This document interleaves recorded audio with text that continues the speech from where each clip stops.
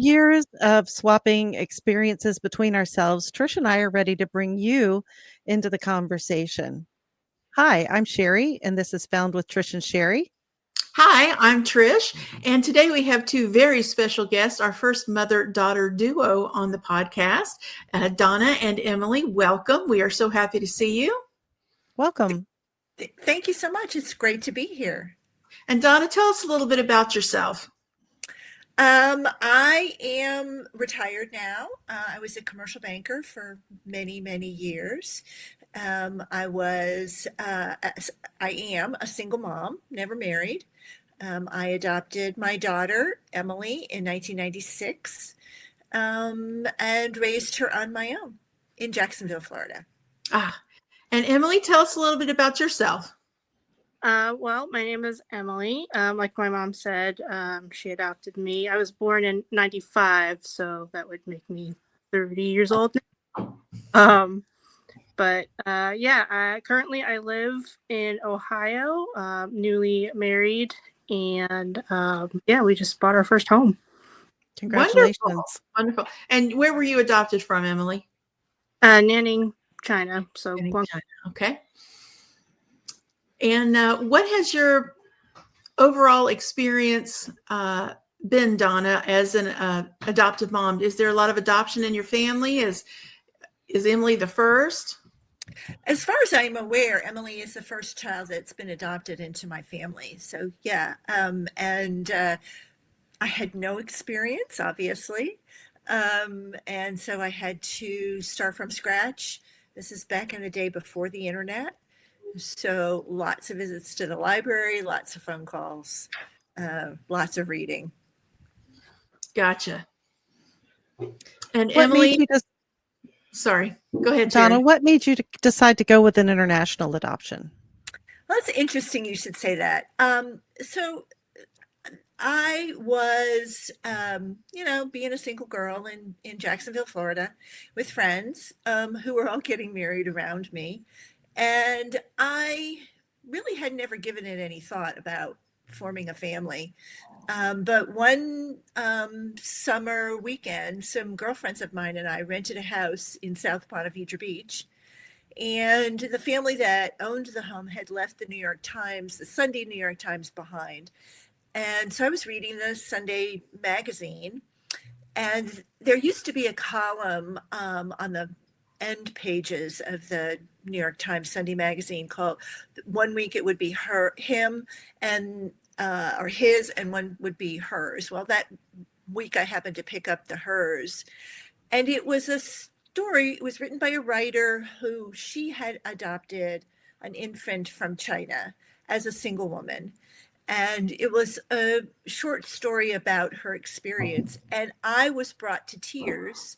And I didn't even know it was a thing. I didn't know that a single woman could adopt a child internationally. I didn't know that China was open to adoptions. I had no understanding of that. So we did a lot of research about it, about international adoptions in general. And I kept being led back to China. My dad went to China in the early 70s, right after Nixon opened China to the U.S. And So did my grandparents. Yeah, and it was a fascinating experience for him. And it was really kind of life-changing in the sense that he developed a love for Chinese culture, in particular Chinese porcelains.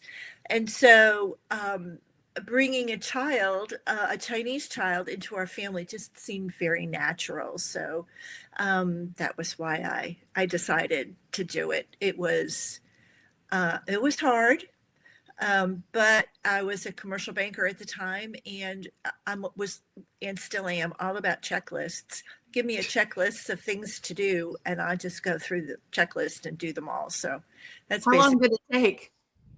It took, from the moment I called the agency until they put her in my arms, it took about 18 months. Pretty quick. The home study and that part took about a year. And then I waited a few months, and then I had to wait about 6 months to go get her after I received received her photograph and the match. So Okay. yeah, it was quick in those days. Yeah, it was quick. Much longer than that, Trish. When you About adopt 5 years. Yeah. Yeah. right, Yeah, yeah, seems like yeah. forever. It really seemed like it took forever, but at this point, I'm happy it was the wait because we got the perfect kid for us. And, Yeah. I can't imagine having anybody else but her in our family. So everything worked out like it was supposed to. Mm-hmm. That's Mhm. exactly the way I felt too. I felt like, yep. When I looked at that photograph and I saw that little face looking back at me, I said, "Hi, honey, you've come to our family." She was my Christmas Aw. gift. I got photographs. I got the word from the agency on December 22nd, and the pictures of her the day after Christmas. Aw. So yeah, That's she was my Christmas gift in 1995. Well, I know that you are the first one in Jacksonville because I was in that group as well for quite a long time. That was an adoption support group for families with children from China. And weren't you and Emilee like founding members, the first ones to be? I know Emilee was our oldest adoptee. Yeah, And I think I was the fourth family to come home from China after China opened to adoptions in the 90s to the Jacksonville area. I was the first single woman to adopt a child in Jacksonville. And so, yeah, a lot of publicity. It was a little embarrassing. Emilee, I'm sure you felt the same way, right? I Right. remember of like a news article one time. Someone came to the house and like took photos of us. Hmm. Yeah. How old do you think you were at that point? 4, maybe 5. Okay. Emilee, did you grow up knowing other people who were adopted and or adopted from overseas? Yeah, technically, yeah. My mom started getting me involved in like heritage camps when I was around 4 or 5 years old. So between being with the Jacksonville group, FCC, and then the heritage camp, our Camp China in North Carolina, I did grow up surrounded by other people who were also adopted from China. how do you feel that that was a help or a hindrance, or do you think it made any difference? For me personally, I think it was a great experience. Like it, I think I remember the first time my mom took me to the heritage camp in North Carolina. I feel like I had never like seen anyone like my age come back and be adopted as well as us, and so being surrounded by families that looked like my family was just like mind blowing to me, and it was such a good experience, and we still go back every year to this day. So is that a camp where entire families go or just the adoptees go? How does that work? It's the entire family, so it's a family cultural camp. It started off with the founders. I think there were 3 of them. They actually went to another heritage camp, and then they said, "Oh, we could do this locally," because I think they were out in Colorado originally. Hmm. So they wanted to start one in North Carolina closer to home. And then that's when my mom took me the year that they hosted in North Carolina. Um, And what does a week at camp look like? it's a long weekend, so typically like check-in starts like Friday afternoon, and then it's just jam-packed schedules of just activities between Friday night, Saturday, Sunday, and then Sunday nights we call the closing ceremony. So typically classes in the mornings can range anywhere from like Tai Chi or cooking and all that stuff. Just kind of get to know Chinese culture. The teachers are from China, so we get that experience as well. And then after that, there's like family workshops in the afternoon, just depending on what kind of activities are popular for the year. And then the 2 of you would go to the different classes together, or they would break you up into students and parents or children and parents? How did that work? So it was a mixture of both. Typically, the morning classes, they separate like the kids and the parents, so the kids can go off and do their own thing with their own peers. They are looked after counselors. Depending on how big the group is, determines how many counselors are in the group. And that's a really special bond that the kids form with the counselors, because typically nowadays the counselors are also adopted from China. Hmm. There's that age difference, and then in the afternoon the parents come back with their kids, and they take family workshop classes. So then, Donna, what would a weekend look like for a parent then? If when you're split off from the children, what would your weekend Yeah, look like? it's a really great program. They bring in and have always from the very beginning brought in professionals in the adoption world. So social workers and adoption agency professionals, various people who are professionals, and they lead sessions both for the parents and for the children. And so for in the early years, obviously, when the kids were, most of the children were very little, it was for the parents to kind of learn about adoption, learn about international adoption, what adoption from China was all about, how did it start, and the history of it, and so forth. And then there were always sessions on how to talk to your kid about being adopted, and how to talk to your kid about being Chinese, and really enforcing that even though we as parents are white, our children are not, and we need to be prepared as parents and to talk to them about that, but also to be prepared to give them the tools to be prepared for a basically white society. So it was really so enlightening. And then the kids, they would have sessions with the kids to talk about being adopted. And I'll never forget that first session after Emilee went and was in a room with a dozen or more other little girls who looked just like her. And she realized that everybody else there was adopted too, just like she was, from China. It was like, wow, mind-blowing for her. So we had to talk about it all the rest of the weekend. We had to talk about it, which was great because she was little. She was 4. And she was just, she knew her story. Of course she knew her story, but everybody else had a similar story. And that was what was so exciting for her. We found something similar with our daughter when, as I've known Sherri since she was 2, and, we're both adopted. So she one time was like, "So Mom, I'm adopted." "Yes." "You're adopted?" "Yes." "And then Sherri's adopted?" "Yes." "Is Dad adopted?" "No." "Is Auntie Bibi adopted?" "No." And she was like, "Aw." Like, oh, they're left out. Well, so in our little session right here, that means Donna is left out. I'm the Aw. oddball. Yeah. It's really so much fun as a parent to see your child walk into this world that, at least for us, only exists in this one place.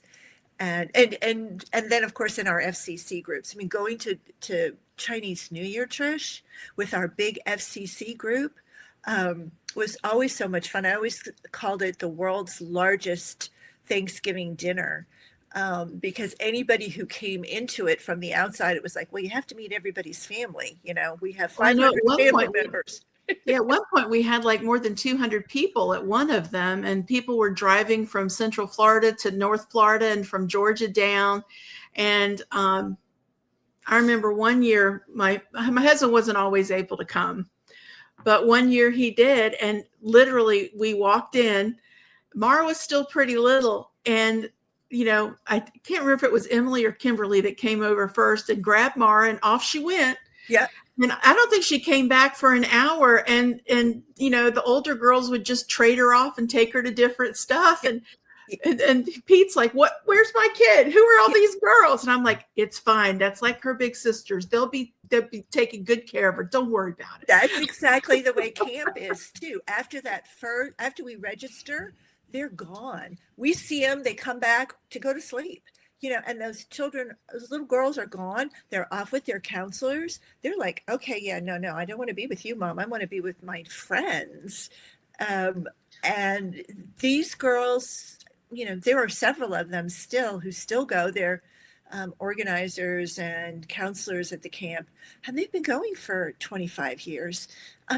We've seen them grow up, and they've all been friends. And now there are new generations of girls and boys coming along that are part of this family that we've been doing for so many years. I just love that aspect of it.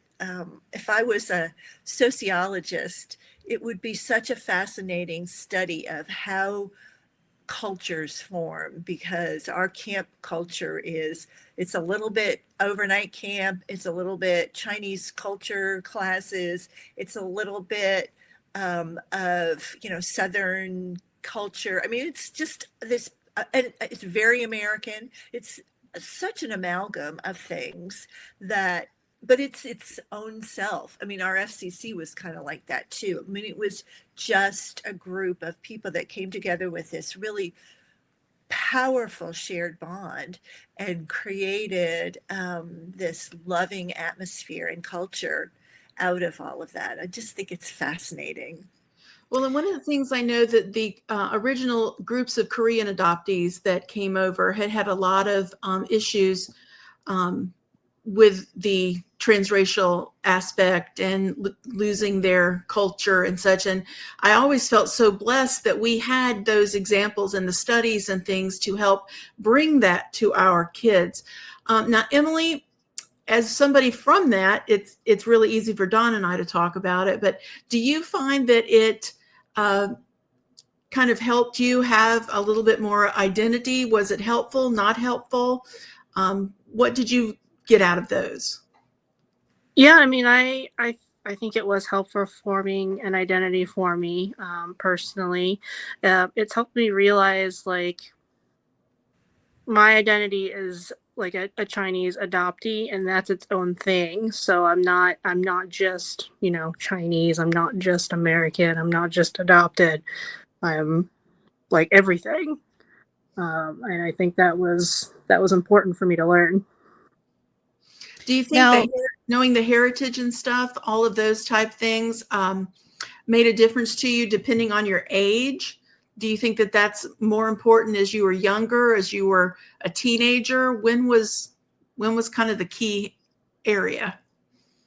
I think there were different aspects that I paid attention to depending on how old I was. Definitely as I've gotten older, I've been able to feel, I guess, more connected with like the heritage side. But when I was younger, it was just all about really having fun and connecting with others that, were like me, and finding some commonality between that. Mm-hmm. I'm a TikToker. I love TikTok. And I think it was January, when they were threatening to shut off TikTok, I went over and joined Red Note and thoroughly enjoyed the Chinese culture that was given to us through that app, and connecting with people in China, and, learning some phrases and seeing life in a different place. Emilee, have you had a chance to go back to China? Yeah, so my mom actually took me, I turned 11. So I think it was the summer of 2006, I want to say. That was when we had gone back. That was the only time we had gone back to. So it's been a while, but I think that was also an exciting experience as well. Mm-hmm. Mm-hmm. And did you have any negative issues like growing up? Did you have any trouble in school or church or friends in the neighborhood? Is there anything that you found to be problematic? Yeah, I mean, I think my experiences would probably be a lot similar to a lot of other adoptees growing up, Asian adoptees. for one of my favorite stories to tell is that I didn't know I was Asian until I was in 7th grade. Like I knew I was Chinese. I knew I was adopted. My mom's told me the story thousands of times growing up. I can like recite it by heart and everything. But I didn't realize that that meant I was Asian. I like on like the Scantron tests that they have us take, I would always check white because that's what everyone else around me did. Right. And then the time I entered middle school, I was the new kid in 7th grade, and this one other girl came up to me and she looked around the room. She's like, "I'm gonna sit next to you because you're Asian." She was also Asian, and I was taken aback at first. I was like, "What did you call me?" like oh my god, like I'm Asian, and I was like, "That's kind of cool." Like I had no idea. How do you feel that you connect with the Asian community in America now as an adult, but being raised as an American, but still being Chinese? I think for me, I don't want to say it's a little bit of a struggle because it's not a struggle, but I'm definitely different. Um, it's one of those, I'm not Asian enough to be Asian, but I'm too Asian to be something else. And I guess that used to bother me when I was younger, maybe like high school, college. But as pretty much as I got out of college, I really didn't care anymore. Like I'm happy to be my own thing. So one of the ways that the three of us are connected, and Donna again is the odd man out, is that the three of us are adopted. And honestly, like I always knew I was adopted. My parents told me, and I was adopted at birth. And I met Trish when I was 2. And I just didn't think about being adopted. It didn't really come up in my thinking much at all until I think I had my first child. And then I briefly looked for biological family, and then just wasn't possible for me back then. And so then several years later, Trish started writing books and asking me to talk about being adopted, and asking to do interviews with my mom and talk about my brother who was adopted. Um, but until the last 10 years, I really haven't thought that much about being adopted, and I'm 56. So until my mid 40s, I just really didn't think about it. What part of your life does adoption play into, Emilee, as an adult? as an adult? I think actively, it's not actually that active, but it is in the forefront of my mind. I would say on a daily basis. Um, I'm always trying to be self-aware of my surroundings. I've had strangers make comments in passing. Like if my mom comes to visit and I'm out with my husband, they tend to think that they're the family and I'm the odd man out. So I'm always weird. Hmm. But I wouldn't say on a daily basis there isn't anything like super negative. Right. Donna, So did you get a lot of negative comments when she was growing up? You know, people are weird and people say weird things. And the first couple of times it happened to me, I was horrified. And, how can people be so icky? But after a while, I just, it sort of flows by, you try and be a duck about it and let it just beat off your back. But it's out there. I probably am not as observant about things that are going on around me as Emilee is. She's very observant. And so things that may be happening around, I may not witness just because I'm in La La Land half the time. But things do happen and things have happened, and it's uncomfortable. I think one of the things that when she was a baby, it was obvious that she was adopted when she was a little girl. And, people just, I don't know. Some people just don't have filters and they just say what comes into their head. And it's like, if you thought about that for a second, you would not have asked that question. Oh, the three of you have met my husband, and he has a little extra sarcasm that I do find entertaining quite a bit. And when she was little, we probably got more comments when she was growing up in an elementary school. After that, we had some issues with COVID, but for the most part, now it's not really that big of a deal. But when he first got home, I went to our local Starbucks, and somebody, he's, holding his little pride and joy, just a beaming, proud papa.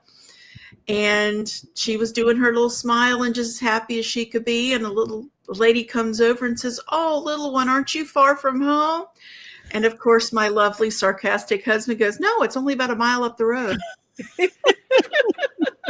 I thought, Yeah. that's probably going to be the way we need to handle this so that it doesn't, because you're right. I've had, and I won't bring them all up here, but there have been some that have just been shocking at what people would say. And it's been one-on-one. And I had one in a group when I was actually getting my nails done.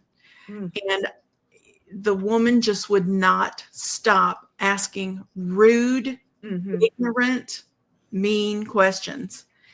And I will say, after about 15, 20 minutes of haranguing me, the entire salon turned around and told her what they thought, and that it was time for her to stop speaking.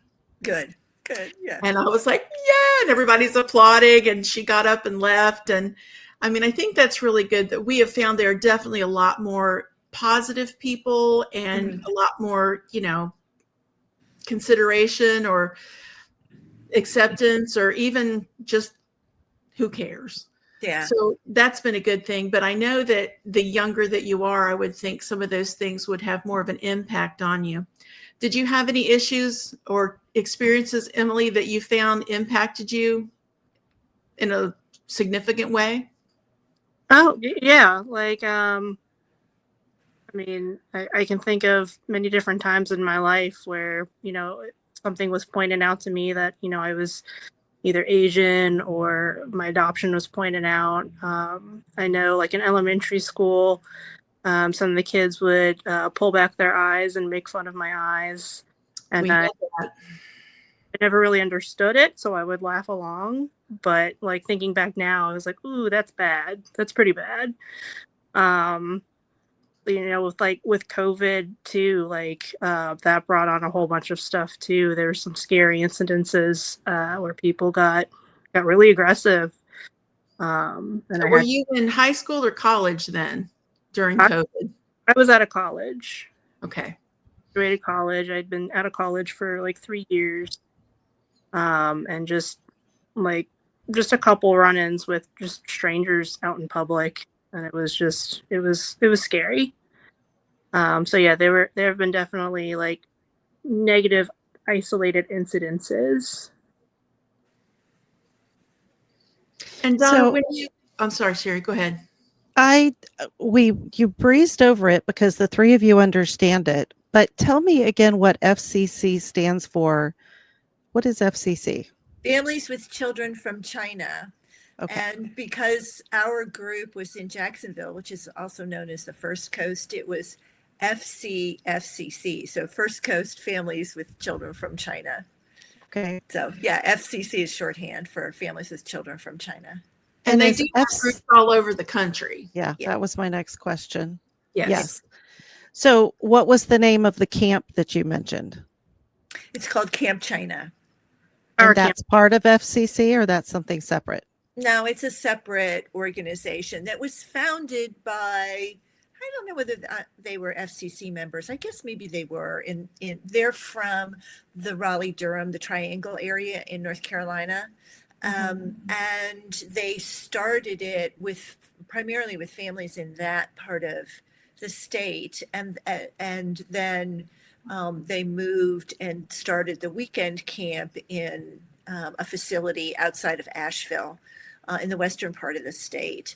And that's when I found out about it. And that was, again, the dawn of the internet, when they used to have Yahoo groups. Yeah. And I heard about it. They were promoting it on the Adopt Parent China Yahoo group. and I thought, oh my God, at that point, I was going all over the place trying to find activities for us because there just wasn't anything. Emilee was older than a lot of the kids coming home. And so I was trying to find things for her age group. And so we trucked ourselves up to Asheville, North Carolina, Black Mountain, actually. And I had no idea what to expect. And it's become a way of life. It's a thing we do every summer. So yeah, it was very impactful and a wonderful experience. I will make sure to get the names of both of those groups and link them in the bio of this podcast for Okay. anyone listening. Yes. Yeah. Sorry, Donna, both Donna and Emilee, what do you think has been something that you would want to pass along to other people who either transracial or same race adoptees? What do you think would be the important things that made a difference in bonding as a family and having a good outlook on your adoption? Do you have anything? I mean, I would say for what's worked for me is to just kind of take things with a really good sense of humor. I mean, my mom and I are very close, and a lot of that she's worked really hard for. But for me, I mean, there's just been funny stories that I could tell, like that's happened throughout my life with her. I think my favorite is we were in a bookstore and she broke a hook of like tote bags off the wall, and I just walked away like somebody knew her, and I'm like, no, do I look like I know? Nope, not at all. Freaking me, hey, where are you? And I'm just in the aisle looking at books, like ignoring her. It's pretty. It works. It's fun. That's great. Yeah. Well, I think the thing that happened to me was it opened having a child from a different country, culture, racial background was the most eye-opening thing I've ever experienced. And I'm one of those people that I'm naturally curious and I love to learn about stuff. I've got one of those brains that's just full of all kinds of things. So this was like a perfect opportunity for me to learn about stuff. I'll learn about first to learn about adoption, and then to how to adopt, and then how to parent an adopted child, and then how to parent an adopted child from another country. All of those things were As a learning single woman. as a single woman, right? I was a single mom for a while. It's tough. It's tough. It's tough. There are no breaks, and Right. you're the one that's doing all the stuff, and we were. So I felt like for the first, I don't know, 4 years or 5 years, I was dragging that kid all over the place to go to FCC meetings and to go to Camp China. And I mean, I had from our adoption group, the group that traveled to China together to get our babies, I had some friends who were up in the New York area. We went to FCC events in New York. I mean, we went all over the place, just trying to find our community. We were so fortunate to have created that community in Jacksonville, to be part of it, to be really, really ensconced in that. It was very nurturing for me personally, for many years, to be with other families going through the same thing. It was very helpful. And then Camp China is very much the same thing, and just a different group of people. But again, we could compare notes and we could talk about what we were going through and what that was like and what our kids were experiencing.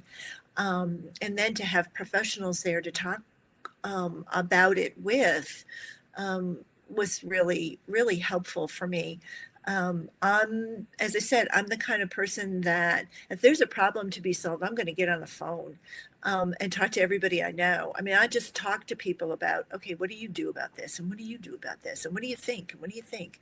And so from there, I was able to put together what became my parenting style, I think. I mean, not only was I a single parent, but I was a first time parent. It was like, oof, yeah. Um, so I was just learning all along the way, and I embraced it. And I think that that's really important for any parent, birth parent or adoptive parent, to really embrace the learning aspect of things, to learn about your child, to learn about yourself, to learn about parenting styles, to ask questions of all of the people around you. You know, some people do it well, and some people you're like, I don't know, we're not going to do it that way.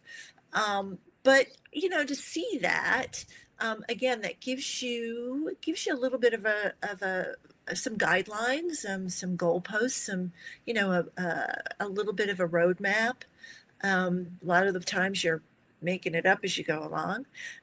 But again, some things work and some things don't. And I think that's been, for me personally, it's been just the best, amazing day-to-day hands-on education I could have ever imagined. Emilee, have you ever thought about tracing your history and finding your birth family? I mean, I've thought about it. I personally am not interested. The only thing I'm interested in is like a medical background. But as far as like forming a relationship or anything, I don't have an interest. It's not for me.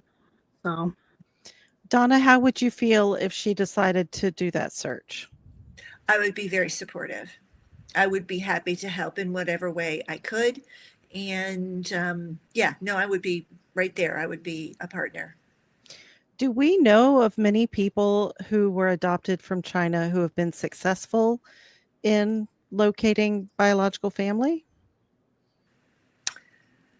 I think we hear anecdotal stories. One of the differences between China and Korea is that a number of years ago, Korea actually had a whole big reckoning, and embraced their history, somewhat sordid that it is, around their international adoption program.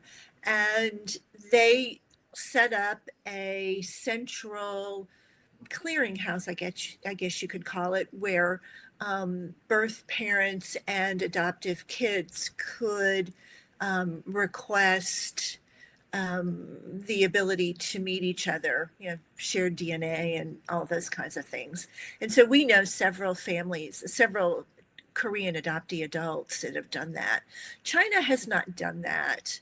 China's been, at least as far as I can tell, kind of quiet about their adoption history. I mean, they shut it off kind of abruptly, and there hasn't been a lot of, at least from from the government, any acknowledgement that somewhat north of 50,000 children Chinese children born in China that are Chinese children are growing up or have grown up in other parts of the world. There are individual efforts, I think, to unite birth parents and children. I think there's still kind of a stigma amongst birth parents in China, although I think that's coming down. But there's not that same level of support from a central authority. So we know a few kids, I think, who have found birth families, but not many. So, as we're recording this, I've been doing some research for some shorts for the podcast channel, and I realized that this is National Adoption Awareness Month. And as I was reading through some of the statistics, I read that international adoptions are not nearly what they were, like in the No. sheer numbers. Now, as just a random person reading numbers, looking online, I didn't realize that was the case. I've heard Trish mention it, but I didn't understand why. So, can somebody here give us kind of the timeline? Was it the one child rule that created so many adoptions? What has happened? Yeah, well, the one child rule went into place in China, became law in the 80s, in the early 80s. But it wasn't very well enforced. It wasn't really enforced until the 1990s, early 1990s. And China is a very patriarchal society, meaning that the a child's father and his family really sort of are the central part of the family. So when a woman marries marries a husband, she becomes part of his family, not the other way around. And so she goes to live with his family and be part of that family. And because for so long, and I'm not even sure what the situation is today, there was no, social security, no social a safety net for anybody in China. The only way, after you were working and you retired from your work, became too old to work, the only place that you could, or the people that could take care of you was your own family. And so the eldest son and his wife were the designated caregivers for the elderly parents. And so everybody wanted to have a whole bunch of kids so that there was backup. And it was always the son who was that caregiver. So now you're saying, okay, well, you're only allowed to have one child. Well, if you're a parent, two parents, you want a son because you want to have somebody to take care of you in your old age. And so, so little infant girls became available. What do you do with them? There were high levels of female infanticide in China. As in other countries as well. But there were also these babies that were being abandoned. And so orphanages were formed, were established, and those babies were going into those orphanages. But China, it was before China was really had any economic ties to the West. It was early years. And so there weren't a lot of economic opportunities for those orphanages to raise money. The governments were really stingy with the amount of money that they gave. The government was both provincial as well as the central government. So those orphanages were horrible places. And somebody figured out, well, gee, we can't raise these kids ourselves. Let's do what Korea did and see if we can start an adoption program. So the government started to partner with a variety of, started out being missionary groups, Christian mission organizations, to create this pipeline, if you will, of children from these orphanages into Western families. And so that's how it started. And that's what it was for so many years, as long as the one-child policy was a thing. And then, of course, you had children who were had some sort of initial disabilities at birth. Those families couldn't pay for that. And if you can only have one child, why waste, they didn't want to waste their shot. This sounds so cold. Waste your shot when you needed to have a kid to be able to grow up to care for you in your old age. So those children were abandoned as well. And those children were abandoned for a very long time because there's no social safety net, no medical care, no Medicaid or insurance or anything like that to care for these kiddos by their families. So they gave those children to orphanages. And so that was really the China situation. And it was very much like that in Russia, again, after the fall of the Soviet Union. The social system just collapsed and families couldn't care for their children. So they deposited them at orphanages because they believed that those orphanages would do a better job. Many Eastern European countries, right after the fall of the Iron Curtain, that was a thing. India had the same situation, very much a patriarchal society. And other countries were like that. Well, as these countries began to prosper and formed their own middle class, and now families can care for kids, and the one-child policy came down in China because it had worked too well. They were not growing their population, as many people predicted. And so they took down that policy and said, okay, everybody, we want you to have more children. And Russia, And they had a lot of men without partners too, correct? yeah. Yeah. It was a social issue. Mhm. In Russia closed because during the Obama administration, Putin got mad over sanctions and just closed the country down to American adoptions. And then the rest of the adoptions stopped after that. Same with many of the other countries. So they just stopped. There was now a middle class that was more economically able to care for children. We're able to have more families. We're able to more children in their families, be able to keep those children, feed them, so forth. So it was no longer necessary to have lots and lots of children in orphanages and then to get those kids out of orphanages. So it's, again, just sounds so cold, but it was a supply and demand issue. The demand is still there, obviously, but the supply of children available for adoptions is no longer there. So that's, in a nutshell, sort of how international adoptions have dried up. Thank you. Thank you. That was a good history lesson. I was a history major. My husband's a history teacher. Yes. So it makes you wonder going forward,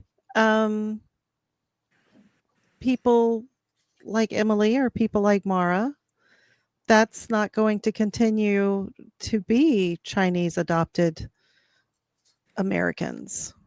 That's actually an interesting thought. Mm-hmm. At least for now, anyway. Well, and so that's going to make your camp and your FCC, that's even more important now for those families. You know, Well, one of the things we noticed is, and I had served on the board for several years of the group as well, is that as it was very important for a lot of the younger kids. And then as a lot of the kids grew up and got older and got involved in soccer and gymnastics and baseball and, doing things like that, that it became less and less of a demand and a need for them to be there. Not that they rejected the group at all. That's not what I'm saying, but that, they get involved with their family stuff and their hobbies and their friends. And I think as that occurred, as the groups got older and there just wasn't as, or aren't as, it got smaller and smaller, then the groups seem to get smaller and smaller. But I know a lot of people who have had just lifetime of friends and family that have been made through this experience and this type thing. And, for that, I've been very grateful. I've met some amazing people and still friends with many, many of them. And my daughter is as well. She still has friends from that group. But I'm kind of sad that as it dwindles and dwindles and dwindles, it was a really special thing. But I'm glad. And I do think that having support for adoptive parents and children in the younger years, especially, is very, very important. I think though that as people, like I said, I really didn't need support as an adopted person until I had my first child. Mm-hmm. I think though that the connections that have been made and social media too, because I have followed a lot of social media support groups. So you might not see them at the FCC or at the camp, but I would like to think they're still meeting somewhere, maybe not as seen. And Online. that those connections that they've made, growing up are going to be there as their parents get older and they need that support, or who knows what's going to come in the future as they have children, or as they, who knows, experience things in their lives where they need some kind of support, can tap back into those early experiences and relationships that are formed. Well, and Sherri, one of the things I think that we were lucky with is we may not have had adoption groups, but there were so many adopted kids around our age in our town. And it was not hidden. They were, most of them, not all, but most were told they were adopted, and were very aware they were adopted, and the parents could talk to each other and the kids could talk to each other. I mean, you and I were pretty much the people that, if we had thought about something or were upset about something or wondered something, we had each other to talk to. Whereas I know that when I hear about the adoptees of any type who don't have any support, they may not have been told they were adopted and they found out accidentally, or they were told when they were much older, or were treated like it's a like it's a shameful thing. I think having any kind of support like that helps that family integrate, helps the kids be a lot more comfortable with it.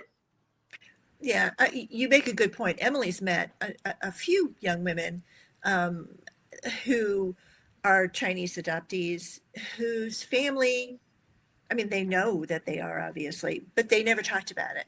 And they didn't have any other friends who were Chinese adoptees or even Asian. And so meeting Emilee and hearing from her how comfortable she is with it all, I think Emilee in many instances was like, what do you mean you never talked about it? Because it was such an open topic for us. So I think that there are some families who still are like, no, we're not going to talk about it. But for those of us who did, I think it's been really, really helpful. And I think, again, the ability to seek each other out, to support each other over time has been really helpful. Absolutely. Absolutely. And I think one of the things that, and I have permission to share this from my daughter, that I do ask and have asked all along when she's at different ages and stages. But the other day we were talking about something and I said, is it a problem at school? Because, I may go to something with her or whatever. I said, you're in high school now, is it? And she goes, Mom, I don't care if you're green. It doesn't matter. I don't even think about it most of the time. So, and I kind of felt that way too. Both of my parents, as I've shared before, were kind of dark haired, olive skin. My dad looked like Danny DeVito. Super white, super blonde kid, obviously was not theirs. But yeah. And when people say, oh, you look just like them, I'm like, yeah, really? Really? Okay. Yeah. So, I can't relate nearly on the level of transracial adoptees, but again, having that able to talk about it and having other people who, have been through it and such, I wanted to bring that along for my daughter as well. And one of the things I think that has been exceedingly helpful, at least for our family, has been that it's the norm in my husband's family. A lot of adoption, who cares? Big deal. I don't care where you came from. I don't care what you look like. You're one of us. Mm-hmm. And so from my side of the family, his side of the family, it's just always been okay, great. Moving on. What are we doing for Thanksgiving? Yeah, right. Who's going to wear for Christmas? Yeah. My family's been like that too. It's just, one more grandchild, Yeah. There were no exceptions. It wasn't like, oh, that's the adopted child. It's like, that's another child. There was never that treatment. And I think as an adopted parent and an adoptee, that was very important and still is very important to me, that because I found a lot of birth family, and meeting my sister and her family last Christmas, they just accepted both of us like we had known them our entire lives, and we just slid right in, and it was the best feeling.